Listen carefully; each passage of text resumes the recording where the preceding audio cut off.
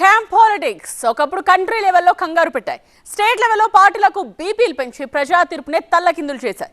Voter decision కన్నా resort రాజకీయానికి power పెంచేలా చేశాయి. ఢిల్లీ స్థాయిలో వణికించిన క్యాంప్ పాలిటిక్స్ ఇప్పుడు గల్లీ స్థాయిలో కితకితలు పెడుతోంది.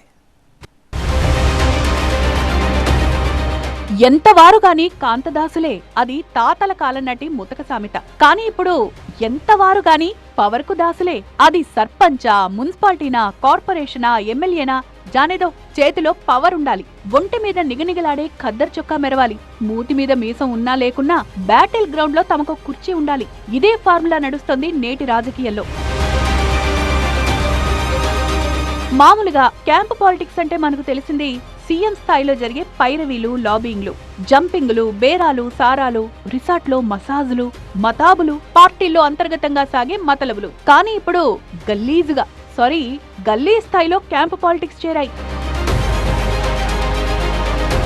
మామూలుగా మ్యాజిక్ ఫిగర్ వస్తే గొడవే ఉండదు.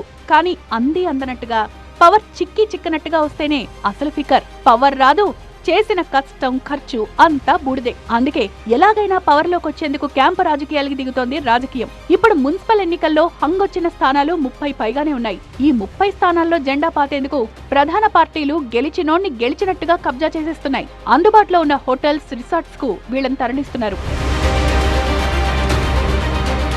రిసార్ట్ రాజకీయం అంటూ మొదలైతే మనోడు పగోడు అన్న తేడా ఉండదు, అయినోడు కానోడు అన్న భేదం ఉండదు. అందినోడ్ని అందినట్టు తమ బుట్టలో వేసుకోవడమే. మేయర్ ఎలక్షన్స్ జరిగే వరకు వారిని పసిపాపాయిలా చూసుకోవాలి. ఏం కావాలంటే అవి చిటికలు అరేంజ్ కావాలి. క్యాంప్ పాలిటిక్స్ పుణ్యమా అని ఈగలు దోమలు తోలుకునే రిసార్ట్లు, హోటల్స్ కూడా 4 డబ్బులు చేసుకుంటున్నాయి వీళ్ల మూలాన. హైదరాబాద్ చుట్టుపక్కల రిసార్ట్స్ మున్సిపల్ పొలిటికల్ క్యాంపులకు కేరాఫ్ గా మారాయి. హంగ మున్సిపాలిటీల అభ్యర్థులతో రిసార్ట్స్ కళకళ్లాడుతున్నాయి. నిజామాబాద్, పరకాల, జహీరాబాద్ నుంచి గెలిచిన కాంగ్రెస్ అభ్యర్థులను ప్రైవేట్ బస్సులు, కార్లలో గండిపేట, శామీర్పేటలో ఉన్న హోటల్స్, రిసార్ట్స్ కు తరలించారు. అలాగే హైదరాబాద్, వరంగల్, హైదరాబాద్ విజయవాడ హైవేలోని పలు రిసార్ట్స్ కూడా ఫుల్ అయ్యాయి. మేయర్, చైర్మన్ల ఎంపిక వరకు గెలిచిన అభ్యర్థులంతా రిసార్టుల్లోనే ఉండాలి. క్యాంపుల పుణ్యమాని మామూలుగా 5,000 నుంచి 10,000 ఉండే రూమ్ ధర 15 నుంచి 20,000కు పెరిగింది. ఇక 3 రోజులకు వాళ్ల రాజభోగాలకు లక్షల్లో ఖర్చు చేయాలి. ఇంకా విందు, వినోదం, జలకాలు, జల్సాలు, ఇలా సారువారి మూడ్ని బట్టి కల్చరల్ యాక్టివిటీస్ అన్ని సిద్ధం చేసుంచాలి. ఇలా 3 రోజులకయ్యే ఖర్చు కోట్లలో ఉంటుంది. అయినా సరే పవర్ కోసం, పరువు కోసం ఎంత ఖర్చైనా పర్వాలే అంటున్నాయి పార్టీలు. పోనీ ఇంత చేసిన తర్వాతైనా సదరు క్యాండిడేట్ ఉంటాడా అంటే ఏమో డౌటే.